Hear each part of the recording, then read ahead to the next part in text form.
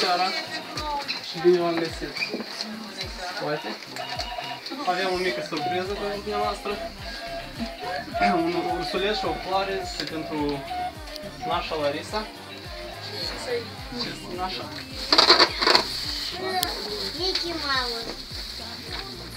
Torta. Mickey Mouse. From Mickey. Mulțumesc foarte mult! Ursulețul este pentru dumneavoastră. La un moment eu n-am văzut pe bunica. Mulțumesc mult! Și o tortă. Și floare este pentru sora Tamara. Mulțumesc foarte, mulțumesc foarte, mulțumesc, mulțumim mult!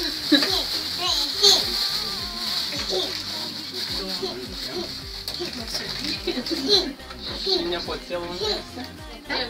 Un mic pentru el. Nepoțelul și mai mare. Și avem un mesaj de felicitare pentru dumneavoastră. Trandafiri pe care i-a adunat în comuna vieții tale, lasă-i astăzi să se împlinească într-un buchet al împlinirii. Fie ca florile iubirii să-ți împodobească viața și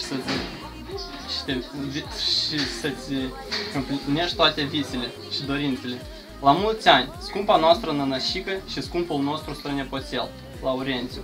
Cu stimă și respect, fiinii Maria, Edic, Ion, Dumitru și finuța Adelina din Israel.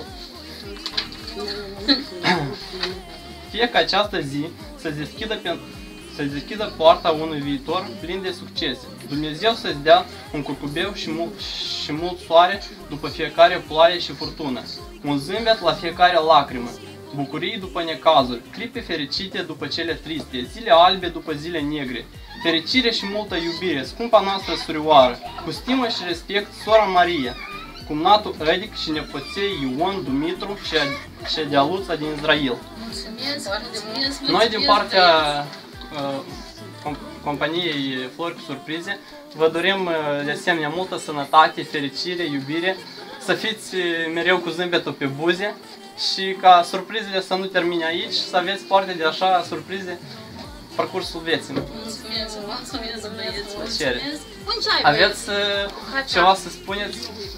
Un mesaj? Noi spunem mulțumesc, le dorim foarte mult sănătate, dorim ca cât mai curând să fim alături de noi. Da, iubim foarte mult, estimăm, și lor de dă, și foarte mult.